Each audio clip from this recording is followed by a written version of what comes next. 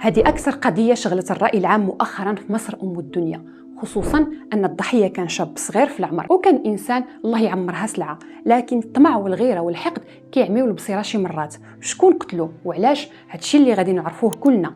أنا أمينة وهذه قناتكم كشف المستور.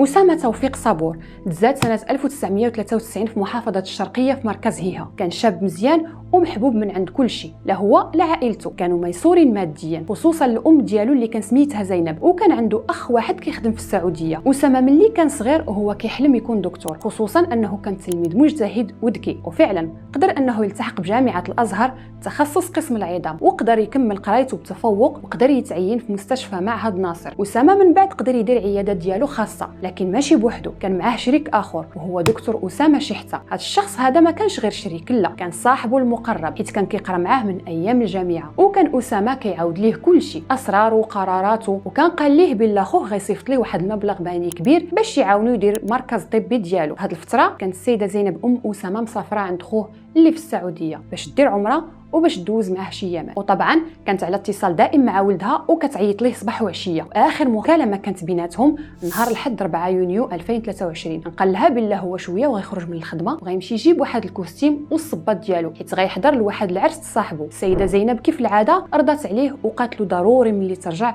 عيط لي وخبرني بانك رجعتي. من ديك الوقيته أسامة ما عيط ليها ما جاوبها، لدرجه انها اتصلت بصحابه كاملين كلهم قالوا ما شفناه، وحتى من المستشفى ما بقاش كيمشي ليها. دازوا ايام قليله الام كانت غتحماق، وديك الشيء اللي خلاها ترجع من السعوديه باش تقلب عليه بنفسها، وفعلا دارت بلاغ بالاختفاء. وفي نفس اليوم رجال المباحث مشاو عندها حتى للدار وخداو اقوالها، وطبعا خداو حتى جهاز الحاسوب ديالو وقلبوه مزيان، وقلبوا حتى دارو على الله يقدروا يلقاو اي خيط يوصلهم ليه. لكن بعد مرور 10 السوايع فقط البوليس غيعيطوا للسيده زينب من المشرحه باش تجي تتعرف على واحد الجثه. البوليس لقاوها، مشات السيده زينب وهي في حاله صدمه وكتقول يا ربي ما يكونش هو، لكن للاسف الجثه اللي كانوا لقاو البوليس هي ديال ولدها أسامة. اكيد حتى نتوما كتسائلوا شكون غيكون قتلوه وعلاش، وهو كان انسان الله يعمرها سلعه. تفاصيل اللي وقعات مرعبه بزاف وما كيتصورهاش العقل. وجدوا راس اول حاجه داروها البوليس هي مشاو شافوا كاميرات المستشفى باش يعرفوا اول مره دخل واخر مره خرج فيها، وباش يعرفوا اخر بلاصه كان فيها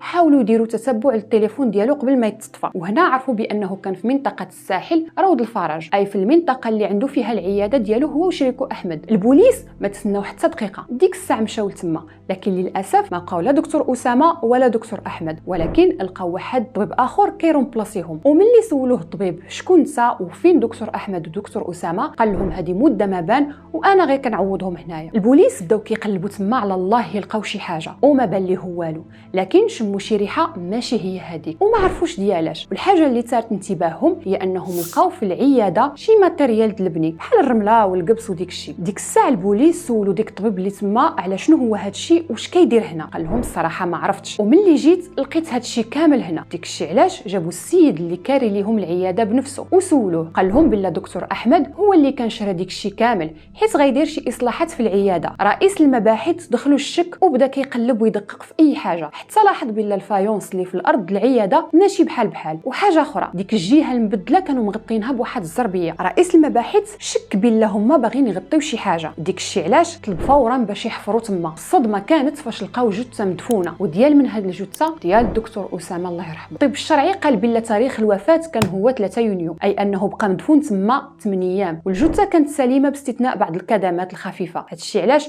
مستحيل يكون هذا هو سبب الوفاه، وقال بلا سبب الوفاه الحقيقي هو جرعه زائده في التخدير. البوليس رجعوا لكاميرات المراقبه اللي حدا العياده ولقاو بلا نهار 3 يونيو قبل الفجر بشويه دخلت واحد شابه سميتها ايمان محمد، وهي محاميه وعندها 28 سنه. من بعد تبعها دكتور احمد والممرض ديالو احمد فرج عبد الباسط والسن ديالو 27 عام، وكان معاهم حتى دكتور أسامة. لكن دكتور أسامة كان على كرسي متحرك ويعلم الله واش كان مخدر ولا ميت. دوزوا في العياده تقريبا شي ساعتين د المكانه وخرجوا ب3 بهم، الا الدكتور اسامه ما كانش معاهم. طبعا المتهمين ملي عرفوا القضيه بانت كل واحد فين هرب، لكن الشرطه قلبت عليهم حتى لقاتهم كاملين. المحاميه ايمان لقاوها في دار دباها، الدكتور شحته لقاوه هربان في محافظه المنيا في الصعيد بحال نقولوا العروبيه ديالنا. اما الممرض لقاوه في محافظه سوهاج في الصعيد عند شي عائله ديالو مخبي تما. التحقيقات ايمان اعترفت بان هي مزوجه بدكتور احمد عرفي، واخا كان هو ديجا مزوج وما عندها معاه حتى شي ورقه كتثبت هذا الشيء. وقالت بان هما ما قدروش يعلنوا زواجهم